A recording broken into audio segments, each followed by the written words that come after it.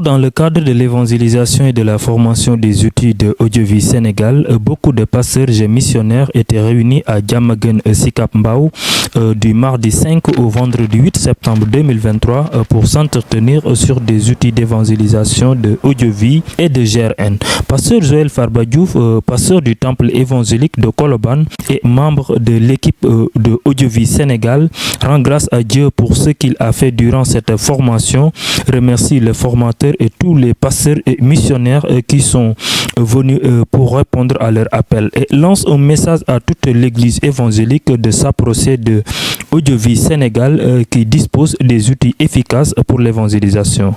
Bonjour, c'est pasteur Joël Farba Diouf, pasteur de l'église des Assemblées de Dieu du Sénégal.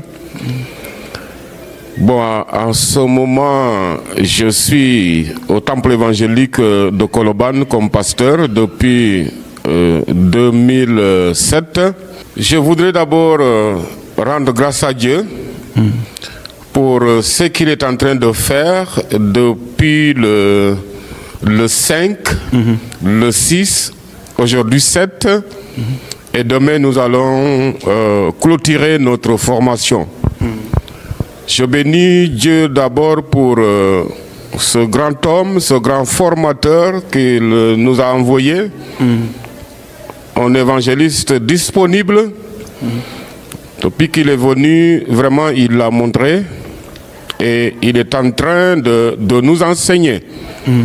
Mais rendre grâce à Dieu aussi pour ces hommes de Dieu, ces pasteurs, ces missionnaires, ces Timothée, ces anciens et diacres qui sont là aussi depuis le 5 jusqu'à ce jour, qui sont en train de bénéficier de cet enseignement Audiovie qui est dans le cadre de l'évangélisation dans ce monde et partout dans les régions, dans les villages, pour que le Christ Jésus soit vraiment démontré, je dirais, parce que c'est le grand commandement qui nous a donné aller par tout le monde et prêcher la bonne nouvelle. Et avec les outils de Audiovie que nous sommes en train de voir, que le formateur est en train de nous montrer, de nous instruire, je crois que nous aurons encore de plus pour que nous puissions vraiment parler de la part de Dieu. Donc je bénis le Seigneur pour cette formation, pour ces 3 jours, et je dirais les 4 jours, parce que je suis convaincu que demain, nous allons entrer encore dans le dernier jour, et nous aurons encore beaucoup à apprendre. Bon, ce message que je voudrais lancer à l'Église du Sénégal, et même d'ailleurs, que Audiovie est un grand outil. Audiovie est un outil, un grand outil où nous pouvons vraiment en bénéficier. Il a beaucoup de choses à nous enseigner, beaucoup de choses à nous donner pour que dans notre église, dans notre mission, quel que soit le lieu où nous sommes, avec les outils, vraiment nous pouvons évangéliser, nous pouvons parler de la part de Dieu. Donc je voudrais vraiment encourager ou inviter à ces hommes de Dieu, à ces femmes de Dieu, à ces chrétiens en général, vraiment de s'approcher. De nous. L'équipe est là, je suis là, il y a le pasteur Bernard avec son équipe, il y a le président Mamadou Diop. Donc nous pouvons vous parler de plus, nous pouvons vous parler de Audiovie, nous pouvons partager ce que nous avons déjà reçu, parce que Audiovie est là depuis plusieurs années. Commençant par moi, j'ai essayé d'en trouver d'autres responsables, trouver des jeunes, que je puisse travailler avec eux, que je puisse vraiment parler de Audiovie. Je l'ai fait, mais le sérieux n'y était pas. Les gens viennent et ils quittent, je donne le matériel, souvent le matériel n'est pas bien utilisé. Mais depuis bientôt 1 an, je rends grâce à Dieu parce que j'ai trouvé un serviteur de Dieu comme le pasteur Bernard qui est bien engagé, qui s'est formé et il est en train de former d'autres personnes. Je rends grâce à Dieu pour cette interview, rends grâce à Dieu pour le matériel qui est là, les techniciens qui est là. Vraiment, aujourd'hui, mon cœur est rempli de joie parce que je veux dire qu'il y a la vie. Amen. Je veux dire que Audiovie est en bonne marche. Alléluia. Tout cela, c'est pour rendre gloire à Dieu. Donc, je vous invite à venir, mais à prier aussi pour Audiovie, à prier aussi pour ces jeunes qui sont réellement engagés pour que l'évangile, la bonne nouvelle, puisse être partout dans notre pays, le Sénégal. Quand je prends la radio, je peux voir si la batterie est dedans par la fente qui est ici. Vous voyez la fente? On voit si la batterie est là. Quand c'est orange, il y a la batterie dedans. Sinon, il n'y a pas.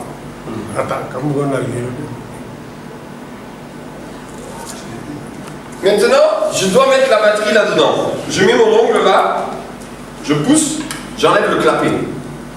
La batterie, il y a des petits contacteurs. Il faut mettre sur les contacteurs qui sont là. Si je mets la batterie comme ça ne va pas donner. Si je mets la batterie, il faut la mettre du bon sens. Les points dorés sur les contacteurs. Je mets comme ça. Maintenant, ça doit se fermer sans problème. Tac. Normalement, ça doit s'allumer quand je vais appuyer là. Ça s'allume. Ok? Première étape, donc j'ai déballé, j'ai mis la batterie. D'accord? Quand je déballe, je mets tous mes cartons ici. Je mets tous mes câbles ici. Là, c'est les câbles, là, c'est les cartons. Là, c'est les radios. Maintenant, charger. Pourquoi charger? Parce que cette batterie-là, elle a duré au marché. Quand je vais aller au village avec mon lecteur, je vais faire jouer 2 minutes et puis low battery. Et ça s'arrête. Vraiment, c'est dommage, non? Tu vas donner la radio à quelqu'un qui veut suivre la parole de Dieu. Il écoute, 2 minutes, boum, low battery. Et les moyens de charger manquent. Donc, qu'est-ce qu'on fait? Avant de donner, avant de coller l'étiquette, qu'est-ce qu'on fait? On va charger la batterie. Donc, j'utilise une chose comme ça, là, regardez. Je peux charger plusieurs à la fois. Donc, je branche ça simplement sur le courant. Il y a plusieurs méthodes. Quand ça clignote violemment là, le petit voyant rouge, ça veut dire que la batterie est très basse. Quand c'est fixe, ça veut dire que normalement c'est déjà un peu plein. Mais quand ça clignote violemment, ça veut dire que c'est très bas. Donc là je laisse un peu. Bon, maintenant, je prends une autre radio que j'ai déjà chargée. Celle-là. Qu'est-ce que je fais? Prochaine étape, j'insère la carte mémoire. Donc, ce qu'on va dire, c'est qu'il y a des radios qui sont rouges, des radios qui sont noires. Les radios qui sont noires, on va mettre dedans la Sénégal 32. Les radios qui sont rouges, on va mettre des configurations monolangues. Par exemple, le Wolof. Ou alors le Sérère. D'accord? Ou alors le Pula. Donc ça sera une langue. Ça sera toute langue. D'accord? La radio noire, toutes les langues. La radio rouge, une langue. C'est mon code à moi, hein. C'est pour pas me mélanger. Donc quand je prends une radio noire, c'est toutes les langues. Donc je vais prendre la carte noire, et sur les cartes noires, il y a écrit en petit ce qui est le contenu. Ici, par exemple, je vois marqué, il y a marqué SEN. Qu'est-ce que ça veut dire SEN? C'est tout le Sénégal. C'est la Sénégal 32 gigas. D'accord? Là-dedans, il y a toutes les langues du Sénégal, plus les films, plus tout ça. C'est la carte qui va dans l'ordinateur, dans le picoprojecteur ou dans le lecteur.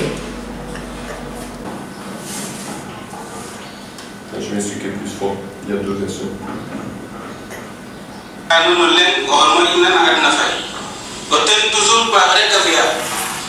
Que le nom de l'Éternel soit béni. Je vous propose ce matin une lecture dans le livre des Actes des Apôtres, le chapitre 3, à partir du verset 1er jusqu'au verset 16. Alléluia. Comme nous le savons et comme le président Job le disait hier qu'il était en face des hommes de Dieu, des serviteurs de Dieu, des Timothée, comme la présentation a été faite hier. Donc, c'est un privilège, c'est une charge de parler de la part de Dieu, surtout à ceux qui connaissent cette parole. Mais moi, chaque fois que j'ai cette occasion, c'est un privilège parce que c'est une exhortation, un encouragement des uns des autres. Et à chaque fois que nous lisons la parole de Dieu, nous partageons des histoires où cette parole, ça renouvelle. Et je suis sûr que ce matin, certains parmi nous ont déjà partagé, ont déjà prêché, n'est-ce pas, dans ce récit, dans cette histoire qui nous parle d'un homme. C'est ce que la parole de Dieu nous dit. C'est une histoire de la Bible bien connue. Il s'agit donc d'une guérison. Quelqu'un qui était boiteux, et la parole de Dieu nous dit qu'il était boiteux de naissance. Et je crois que le président Job disait hier, nous a partagé hier, moi j'ai retenu deux mots qui sont vraiment très importants. Il nous a parlé de la mission. La mission que le Seigneur nous a assignée. D'abord, il avait donné cette mission à ses disciples. Aujourd'hui, ses disciples, ses premiers disciples ne sont plus là, mais c'est toi et moi. Nous sommes ses disciples et nous devons, n'est-ce pas, proclamer la parole de Dieu. Nous ne devons pas nous taire, mais cette mission nous a été donnée, bien sûr, par notre Seigneur et Sauveur Jésus-Christ. Et il a dit que nous devons faire de toutes les nations et faire des disciples. Et le deuxième mot que j'ai noté alors qu'il prêchait, qui m'a inspiré depuis hier, qui m'a aussi orienté vers ce chapitre, ces versets que je partage avec vous ce matin. Le président Job nous a parlé de la puissance que Dieu nous a donnée. Oh, quelle joie, quelle grâce avons-nous, cette puissance qui est au-dessus de toute autre puissance que nous pouvons voir, que nous pouvons connaître. C'est la puissance que Dieu nous a donnée. Et lorsqu'il a envoyé à ses disciples, il dit, allez partout dans le monde et prêcher la parole de Dieu. Le Seigneur les a assurés de sa présence. Le Seigneur les a assurés des miracles et des prodiges qu'ils allaient faire. Et le président disait qu'elle est affectée pour sauver les hommes. Affectée pour sauver les hommes. Et que la puissance que Dieu nous a donnée est plus importante que toute autre puissance. Avant que nous puissions arriver à notre texte de ce matin, j'aimerais aussi parler avec vous sur ce que le monde attend de nous.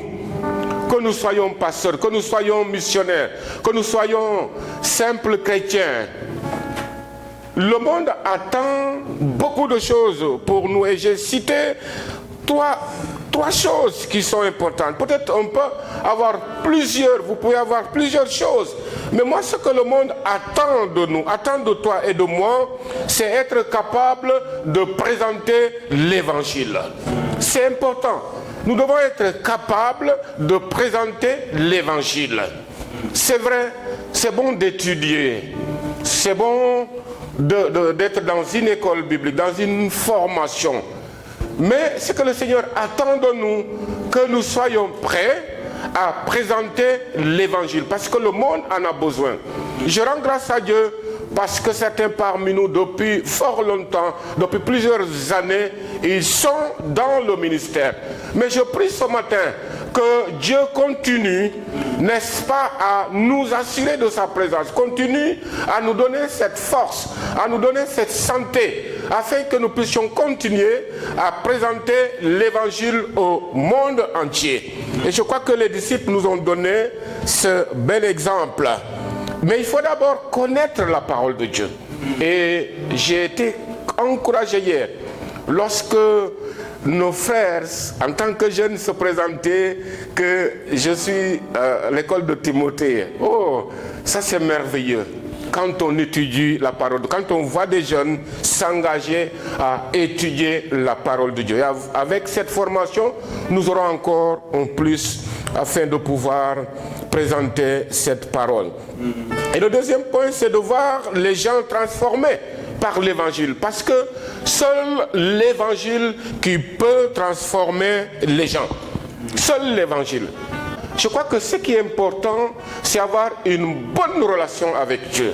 C'est être assuré de ton âme, de ton salut. Ça, c'est important. Et je sais que beaucoup, des milliers de personnes ne connaissent pas cela. Ils ne le savent pas. Parce que nous sommes assurés que l'homme ne sauve pas. Les bonnes œuvres ne sauvent pas. C'est seul Jésus-Christ, le Seigneur et le Sauveur de l'humanité, qui sauve. Et le monde a besoin nous avons besoin de Jésus. Et voir les gens transformés par l'évangile. Vous savez, au début de mon ministère à Kaolack, j'étais plus jeune et que l'église était en face de la route. Et en face de la route, il y avait une boutique aussi en face de nous, gérée par un Mauritanien. Et on avait le programme de la semaine, des réunions de prière, des études bibliques. Il y avait le culte de dimanche. Et je sais qu'il était gêné par nos chants, par le bruit. Et pendant plusieurs jours, plusieurs mois, il m'a dit qu'il a besoin de moi. Je dis, mais pourquoi? Il dit, oui, j'ai besoin de toi parce que j'ai appris que tu es le responsable, tu es le premier responsable. Bon, j'ai répondu à son appel. Et quand je suis arrivé, il dit, prends place. Il dit, ce que je te propose, ce que je veux, c'est te donner de l'argent, te donner beaucoup d'argent et de te faire voyager. C'est mieux que ce que tu es en train de faire. Et j'ai dit en bon, il dit, mon fils, parce qu'à ce temps-là j'étais quand même petit, il dit, il faut accepter. C'est mieux que ce que tu es en train de faire. Chaque jour, vous faites du bruit et j'ai dit que ton argent périsse. Ça ne vient pas de moi, mais ça vient de ce Dieu qui m'a appelé très tôt pour que je puisse parler de sa part, pour que je sois responsable et que je sois pasteur. Donc, tu me donnes des millions de voitures, tu me fais voyager, je regrette. Prends ton argent. Prends ton argent. Et que ça soit la première et la dernière fois que tu m'appelles pour me faire ou me donner ces propositions. Parce que ce que j'avais à l'époque, et je l'ai jusqu'à présent, est beaucoup plus important que de l'argent, que toute autre richesse. Servir Jésus-Christ, marcher avec Jésus-Christ. Que son nom soit béni. J'aime toujours aussi, j'ai reçu beaucoup de persécutions, bon, comme vous d'autres, mais c'est toujours bon et important de partager cela.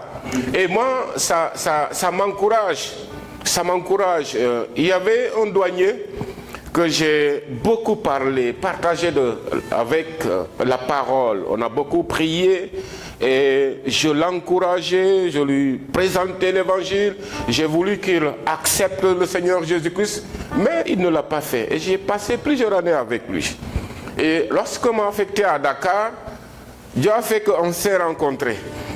Et la première chose qui est sortie de sa bouche, avant même qu'il me salue, il dit, mais tu es toujours avec les blancs là. Parce qu'à l'époque, il m'a connu, on était avec les blancs, on sortait.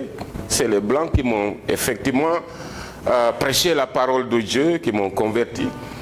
Et je lui ai dit, oui, je suis toujours avec eux. Et il a ri.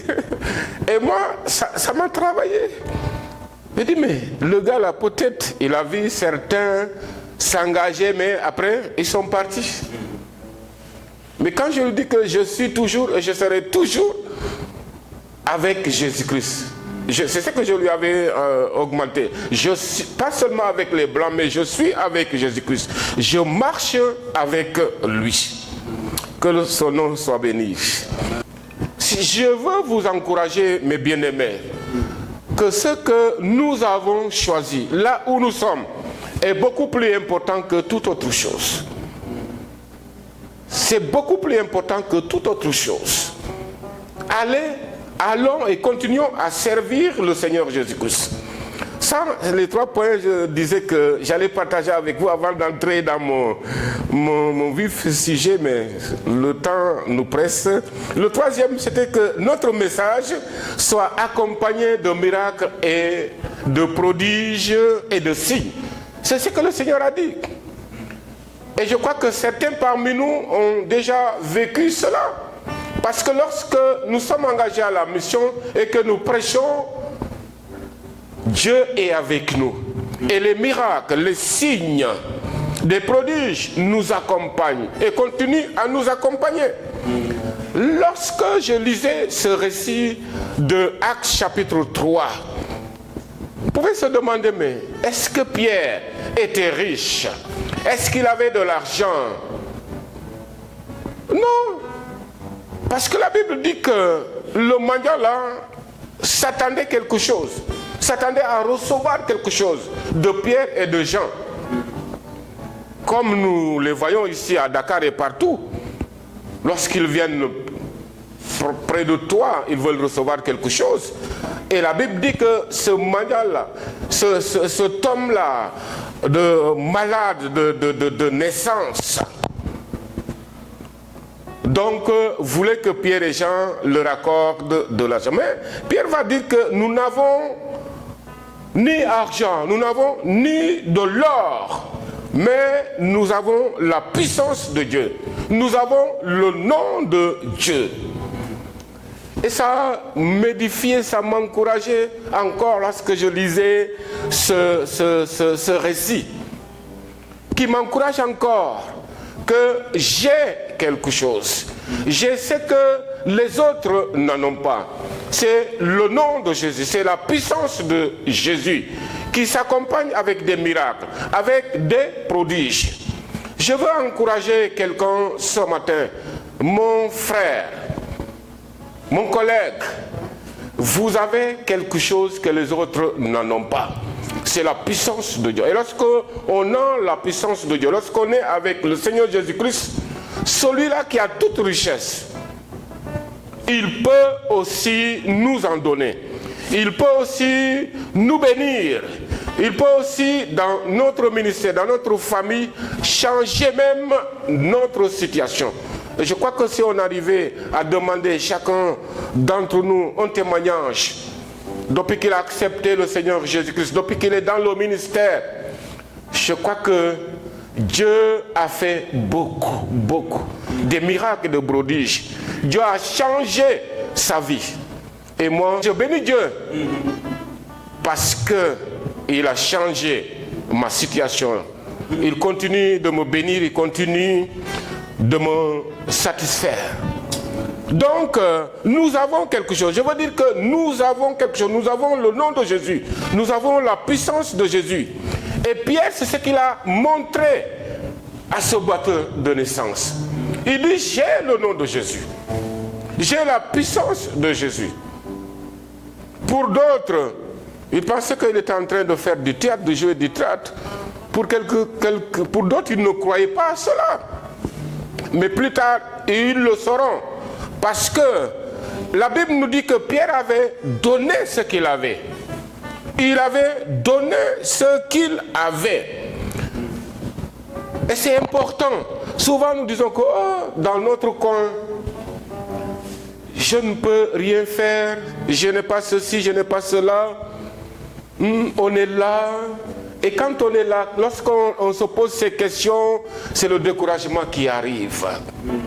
Mais je veux vous encourager, mes bien-aimés, soit jeune pasteur ou vieux pasteur, Dieu est avec nous. Il est avec nous, il pourvoit à nos besoins. Il suffit seulement que ce que nous avons en lui, ce qu'il nous a donné, que nous puissions fructifier cela, que nous puissions donner cela.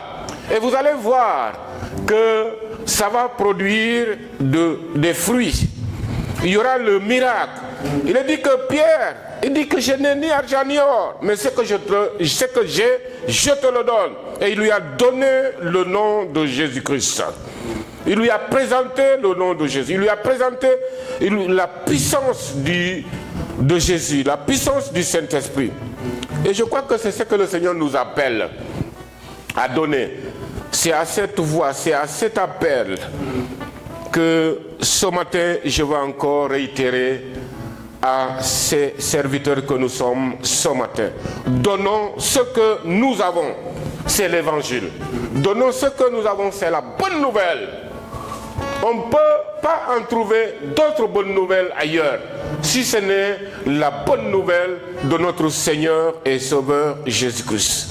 C'est ce que Pierre a fait, parce qu'il était assuré que Jésus était avec lui. Je crois que ça aussi c'est important. Être assuré que lorsque je m'engage, lorsque je prêche, lorsque je témoigne, lorsque je témoigne, être assuré qu'il y a celui qui est avec moi. Il y a celui qui m'accompagne. Il y a celui qui va diriger mes paroles.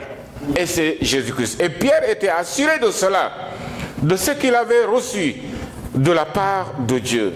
C'est important, je le dis parce que dans Actes chapitre 19, nous connaissons cette histoire, à partir du verset 13 au verset 16. Il nous parle des exorcistes juifs ambulants qui essayaient d'évoquer le nom de Jésus. Vous voyez le danger lorsqu'on n'est pas assuré qu'on est sauvé, lorsqu'on n'est pas assuré que Dieu ne m'a pas appelé, lorsqu'on n'est pas assuré de cette vérité, c'est dangereux. Et la Bible, l'histoire nous dit que c'est 7 fils de Séva. Lorsqu'ils ont vu l'homme de Dieu faisait des miracles et des prodiges, ils ont voulu faire cela. Et la Bible dit qu'ils vont même prier, faire comme l'homme de Dieu avait fait, comme Paul avait fait. Ils vont dire que je vous conjure par Jésus que Paul prêche. Et la Bible dit que ceux qui faisaient cela, c'étaient les 7 fils de Séva. Mais au verset 15, il est dit que l'esprit malin leur répondit. Vous voyez, Dieu sait, il connaît ce que nous sommes en train de faire. Mais l'ennemi, le diable, il est aussi informé. Il regarde, il veille, il voit. Donc quand on n'est pas ferme, sincère, c'est dangereux. Et il dit, l'esprit malin va leur dire, je connais Jésus et je sais qui est Paul. Mais vous, qui êtes-vous? Et la Bible dit qu'ils étaient menacés, ils étaient maltraités, de telle sorte qu'ils s'enfuirent de cette maison nus et blessés. Oh, je veux vous encourager, mes bien-aimés. Et je prie Dieu qu'il continue à nous aider, parce que cet engagement, c'est important devant lui. Mais ça doit d'abord commencer avec nous, en nous. De ne pas avoir cette crainte, ce doute, cette peur, ces inquiétudes. Parce que celui qui nous a choisis, qui nous a appelés, il est plus que vainqueur. Il est le Tout-Puissant. Il fait des miracles et des prodiges. Et lorsque nous l'invoquons avec assurance et avec puissance, il nous répond. Je crois que David le savait lorsqu'il était en face de ce Philistin, dans 1 Samuel 17, 45. Il dit, tu marches contre moi avec l'épée, la lance et le javelot, et moi je marche contre toi au nom de l'Éternel des armées, du Dieu de l'armée d'Israël que tu as insulté. Alléluia. Le nom de l'Éternel des armées. Nous devons, je le répète encore, être assurés de notre appel. Être assurés de notre appel. Et je crois que chaque jour, dans nos prières, dans nos méditations, nous devons dire Dieu merci parce que tu m'as appelé. Mais donne-moi cette force, donne-moi cette assurance, ce courage, parce que nous savons que le monde dans lequel nous sommes, c'est difficile, c'est compliqué. Et le découragement peut venir de partout. Mais lorsque nous, chaque jour, nous renouvelons notre appel à Dieu, je crois que ça va nous aider. Avec la petite expérience que j'en ai, j'ai vu des hommes et même des missionnaires se décourager de leur appel, de leur mission. Et moi, quand j'entends cela, quand je vois cela, j'ai le cœur vraiment meurtri. J'ai le cœur meurtri. Ce matin, je prie que le Dieu qui nous a appelés continue à nous aider, à nous soutenir et avoir toujours cette assurance et être toujours prêt à annoncer la bonne nouvelle de notre Seigneur et Sauveur Jésus-Christ. Parce que c'est celui-là qui a dit que tout pouvoir m'a été donné dans le ciel et sur la terre.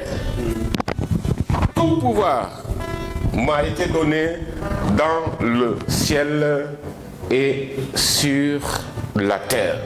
Ça, c'est lui seul qui peut le dire. Donc, nous avons ce pouvoir. Et comme le disait le président hier, je crois qu'avec les outils que nous connaissons déjà, et d'autres certainement vont découvrir pendant ce séminaire, nous en avons beaucoup. Et si nous partons avec cela, avec la force que Dieu nous a donnée, le pouvoir qu'il nous a donné, je crois que nous allons avoir beaucoup de résultats.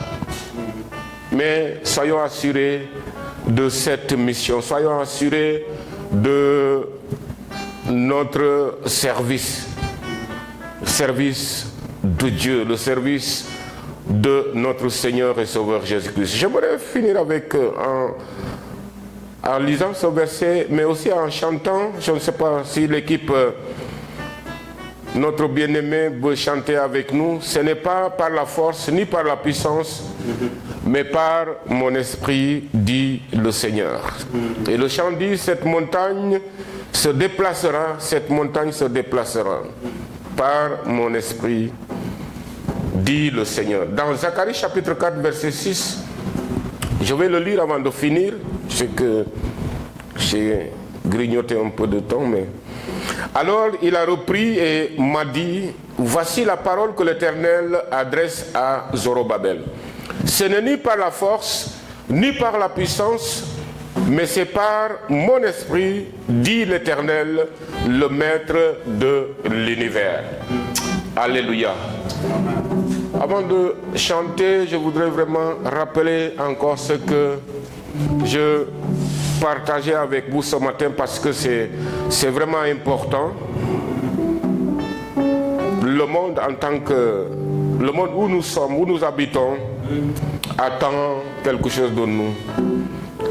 Et c'est la présentation de l'évangile. Présentons l'évangile sans crainte. Soyons en mission, mes bien-aimés, parce que ce monde a besoin d'être transformé.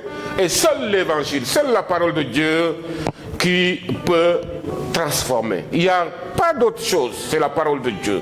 Et nous savons que cette parole est accompagnée de miracles et de prodiges.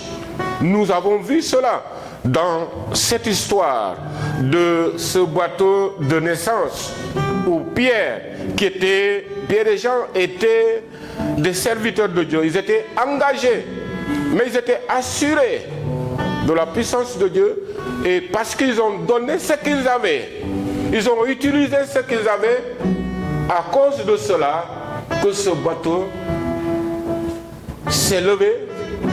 Et la parole de Dieu nous dit qu'il glorifiait, il remerciait le Seigneur. Et ceux qui l'entouraient s'étonnaient de cela. Je suis sûr que certains parmi nous l'ont déjà vu, l'ont déjà vécu. Vous avez prié pour les malades, ils sont guéris. Les bateaux, ils sont guéris. Mais je voudrais ce matin vous encourager à continuer à le faire. Parce que servir Dieu, c'est le meilleur. Servir Dieu, c'est bon. Servir Dieu, c'est une grâce.